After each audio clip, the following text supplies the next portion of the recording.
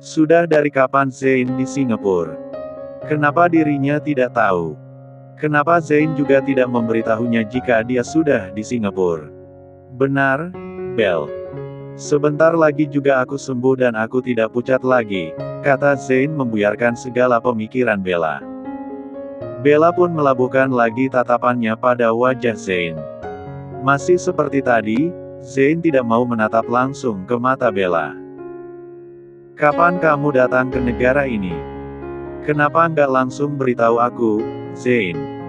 Belum lama, Bel. Aku bukan nggak mau beritahu, hanya belum sempat, sahut Zain lagi. Mendengar itu, Bella pun hanya diam. Ponsel Zain tiba-tiba berdering. Zain pun sontak mengarahkan tatapannya ke arah Bella. Bella terkesiap senang karena Zain masih mau menatapnya. Tapi ternyata, tatapan pria itu melewati bahunya dan berakhir di belakangnya. Bella hendak menoleh ke belakang, tapi tanpa diduganya, sebuah tangan sudah terulur padanya. Tangan itu memegang ponsel Zain. Ini, bos, kata Valdo membuat Bella kaget. Bella tidak tahu jika di ruangan itu tidak hanya ada dirinya dan Zain saja. Sedari tadi, dikiranya mereka hanya berdua. Tapi, sejak kapan pria itu ada di ruangan ini? Kenapa Bella tidak menyadarinya? Dan dia memanggil Zain, bos. Berarti pria itu asistennya Zain. Di hadapannya, Zain mengernyit melihat layar ponselnya. Sedetik kemudian, Zain menjawab panggilan itu. Ya, Ren. Sapanya pada si penelpon. Mendengar nama Rensi disebut, jantung Bella langsung tak karuan. Bahkan mungkin keringat dingin mulai merembes keluar dari pori-porinya. Apalagi sempat dilihat Bella, Zain melirik ke arahnya saat mendengarkan Rensi berbicara di ujung sana. Apa yang dibicarakan Rensi? Apakah Rensi sedang mengadukan perbuatannya dengan sah pada Zain? Bella yang cemas tanpa diduganya meremas jari jemarinya sendiri. Wajahnya pun terlihat begitu ketakutan. Apakah Rensi sedang mengadukannya pada Zain? Kalau iya, bagaimana nasibnya? Jujur saja, benaknya blank. Entah apa yang harus dia katakan. Di satu sisi, Bella merasa Zain begitu penuh kejutan dan juga rahasia yang tidak selalu dia beritahukan pada Bella. Hatinya cukup sedih menyadari hal itu. Tapi di sisi lain, Zain seperti sedang menyindirnya dengan keberadaannya yang tiba-tiba sudah di Singapura sementara dia masih mengira Zain berada di Malaysia. Jika saat ini Zain sedang mengujinya, Bella pastilah sudah kalah telak. Itu semua menyisakan satu pertanyaan besar di benak Bella, kenapa Zain tidak memberitahunya jika dia sudah di Singapura. Apa benar belum sempat? Apa memang Zain sengaja mau mengamatinya diam-diam selama di negeri singa ini? Oh begitu, Ren. Oke. Akan aku kabarin lagi, kata Zain pada Rensi. Dan setelah itu panggilan telepon dimatikan Zain. Valdo sigap maju mendekat untuk mengambil ponsel dari tangan Zain. Setelah itu, Zain menatap Bella lagi. Saat itu, Bella sudah tak berkutik, bahkan untuk menarik napas saja dia rasanya gemetar. Apa yang Zain bicarakan dengan Rensi? Bagai sedang menghitung detak jantungnya sendiri saat dipandangi begitu menelisik oleh Zain, Bella hampir melompat saat mendengar pertanyaan menohok dari Zain. Kau sendiri, apa yang sedang kau lakukan di rumah sakit ini? Tanya Zain yang membuat jantung Bella yang tadinya berdegup kencang kini bagai berhenti berdetak. Aku. Bella tergagap sambil benaknya berpikir keras jawaban apa yang bisa dia berikan. Aku sedang check up kesehatan menyeluruh, imbu Bella spontan dengan apa yang tercetus di benaknya. Check up kesehatan. Ada apa denganmu, Bel? Kamu sakit juga? Tanya Zain dengan raut wajah khawatir. Enggak. Bella cepat-cepat menggeleng. Dia tidak ingin menambah beban kekhawatiran Zain. Maksudku, itu karena aku melamar pekerjaan dan salah satu syaratnya mencantumkan data kesehatan secara menyeluruh.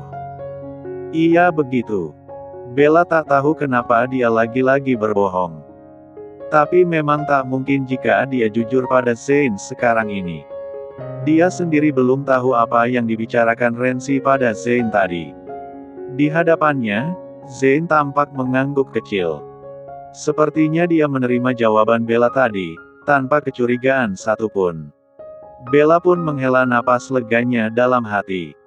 Kalau kuliahmu bagaimana? Sudah mulai? Tanya Zane lagi yang membuat Bella kembali gelagapan. Lilia, Zane. Baguslah. Nanti istriku punya gelar yang setara denganku, goda Zane yang sudah terlebih dahulu menyelesaikan program masternya. Tapi masih berkeinginan menambah gelar masternya. Bella hanya bisa tersenyum lemah. Hatinya kebat-kebit memikirkan kondisi Zane saat ini, kebaikan Zane pada ibunya, ditambah dengan perilaku tak terpuji yang telah dirinya lakukan di belakang Zane, plus segala kebohongannya yang sudah membuatnya seperti pembual kelas kakap. Tak lama kemudian, tampak perawat datang lagi dengan membawa sebuah nampan di tangan. Isi nampan beragam, dari jarum suntik, cairan infus, termometer, serta beberapa bungkus obat. Bella melihat itu semua dalam diamnya. Bella bangun dan bergeser dari tempatnya duduk, memberikan akses bagi perawat untuk melakukan pekerjaannya. Perawat itu melakukan penggantian infus terlebih dahulu. Saat infus diganti, perawat menyesuaikan laju kecepatan infus. Tampak wajah Zane sempat meringis kesakitan. Hati Bella berdenyut ngilu. Dia sungguh tak tega melihat Zane seperti itu. Setelah penggantian cairan infus, saatnya Zane disuntik. Suntik diberikan di selang infus. Kali ini wajah Zane semakin meringis kesakitan. Apalagi durasi penyuntikan obat berlangsung cukup lama. Berdetik-detik lamanya, sampai-sampai Bella yang hanya melihat Zane ikut merasakan sakit yang dirasakan Zane. Duh, Tuhan, kuatkan Zane. Bella sungguh kasihan melihat Zane menahan rasa sakitnya yang teramat sangat. Bertepatan dengan saat itu, tanpa sengaja Bella melihat punggung tangan Zane tampak bengkak dan sedikit membiru di bagian sekeliling infus. Ketika penyuntikan usai, perawat bertanya, infusnya mau dipindah ke tangan yang satunya, Pak. Tampak oleh Bella, Zane menatap perawat itu sambil berpikir, kemudian Zane mengangguk lemah. Baiklah, Pak. Akan saya cabut. Ini sedikit sakit. Tahan ya, Pak, kata perawat itu lagi sambil melakukan pencabutan jarum infus. Zane tampak meringis lagi. Perawat pun memindahkan jarum ke tangan Zane yang lainnya. Bella melihat lagi tangan bekas infus tadi. Kini semakin jelas terlihat bengkak dan biru. Bella ikut meringis dalam hatinya. Di saat bersamaan, Bella juga menyadari satu hal. Bahwa bengkak dan biru itu pertanda jarum itu sudah cukup lama menusuk di sana. Tapi Zane malah berkata dia sakit biasa saja. Apa Zane membohonginya? Karena biar bagaimanapun, dirinya saja sering membohongi Zane. Tidak heran jika semesta pun mengguratkan takdir bahwa dia pun mendapatkan balasan yang berupa kebohongan. Bella menarik napasnya dalam-dalam. Hatinya cukup tertohok akan pemikirannya itu. Apa sesak napasnya masih sering kambuh? Tanya perawat lagi pada Zane, sontak Bella terpaku pada percakapan mereka berdua sesak napas. Zane sesak napas. Sakit apa dia sebenarnya? Setahunya, Zane tidak mempunyai asma. Dan selama ini dia tidak melihat Zane sesak napas. Bella melihat Zane menggeleng. Tidak terlalu, sus. Kalau batuknya masih sedikit. Oke, sekarang kita ukur suhu ya. Perawat mengukur suhu Zane, kemudian berkata, oke, ini sudah tidak demam lagi. Sesak napas, batuk, dan demam, imbuh Bella dalam benaknya. Dia mencatat dengan baik dalam benak. Gejala penyakit apa semua itu? Tidak mungkin COVID kan? Kalau COVID pastilah diisolasi. Bella horor sendiri, tapi juga lega sendiri. Di hadapannya, Zane tampak mengangguk lega. Kira-kira kapan boleh pulang? Ya, sus. Perawat yang sedang membereskan alat-alatnya tadi memandangi Zane. Kalau seminggu ini stabil terus kondisinya, sepertinya sudah diperbolehkan berobat jalan. Tapi, coba besok tanyakan dokter saat beliau visit ya, Pak. Bella membatin lagi, seminggu stabil baru boleh pulang. Sakit apa sebenarnya Zane? Oh, oke, sus. Zane kembali rebahan dengan wajahnya yang terlihat lega setelah serangkaian suntik-menyuntik yang menyakitkan. Selesai dengan segala prosedur infus dan penyuntikan, perawat pun menyerahkan obat untuk diminum Zane. Setelah itu, perawat meninggalkan ruangan mereka. Sebenarnya kamu sakit apa, Zane? Ada sesak napas, ada batuk, ada demam juga. Dan kenapa lama sekali baru boleh pulang? Butuh stabil selama 1 minggu terlebih dahulu. Cecar Bella yang sudah tak tahan lagi dengan segala pertanyaan di benaknya. Sekalipun dia tidak pernah menyentuh bidang medis, tapi setidaknya Bella mengerti jika penyakit biasa, penyakit ringan tidak akan membutuhkan waktu selama itu untuk diperbolehkan pulang. Dan lagi, perawat tadi bukan mengatakan pulang, melainkan berobat jalan. Itu berarti, sekalipun Zane keluar dari rumah sakit ini, dia masih tetap harus rutin minum obat. Sudah kubilang, hanya penyakit biasa saja, Belle. Nggak perlu dipikirkan. Aku akan lekas pulih, kok. Bella tak puas. Dia hendak mendebat Zane lagi, tapi pria itu langsung memanggil asistennya demi tidak memberikan ruang bagi Bella untuk bertanya lagi. Valdo, panggil Zane lemah pada sang asisten. Ya, bos. Tanya Valdo menjawab panggilan Zane sambil mendekat. Kau pulanglah, istirahat. Tapi, tolong kau antar Bella dulu sebelum pulang, kata Zane lagi. Bella mendadak langsung menggeleng. Enggak usah, Zane. Biar aku di sini menemanimu. Enggak perlu, Belle. Kamu pulang aja, istirahat. Bukankah kamu masih harus kuliah dan mengurus lamaran kerjamu? Bella menunduk malu. Tapi dia menjawab, enggak usah pikirin itu, Zane. Biar aja pekerjaan itu aku lepaskan. Biar aku menjagamu malam ini. Kondisimu begini mana bisa kau dibiarkan sendirian, Zane. Gimana kalau kamu mau ke toilet? Aku tinggal berjalan dan menuju toilet sambil mendorong infusku, Belle. Tidak ada yang terlalu sulit. Enggak, Zane. Kamu jangan keras kepala.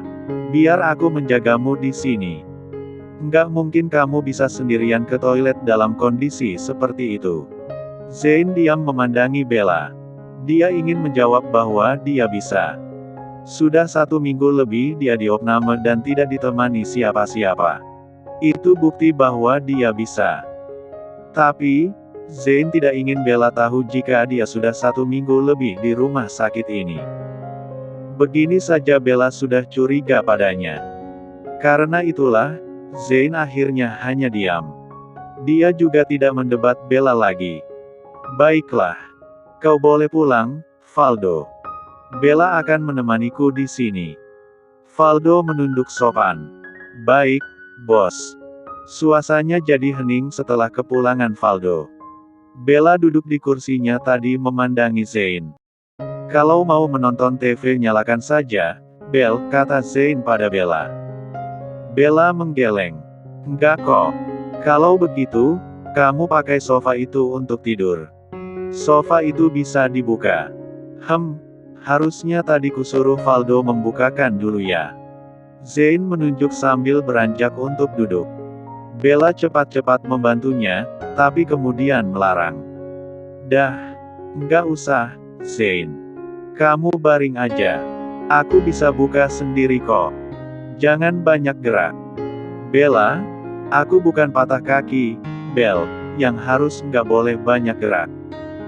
Bella tercengang. Zane masih bisa bercanda di balik kondisinya yang seperti itu. Oh, maaf, Zain. Bella akhirnya terkikik juga. Benar juga ya. Kamu masih bisa jalan.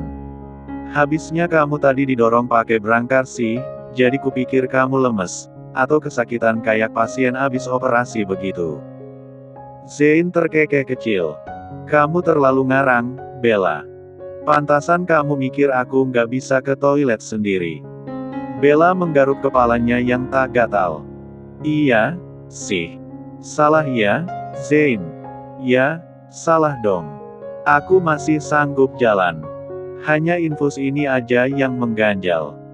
Tapi nggak terlalu merepotkan juga kalau sudah terbiasa nantinya.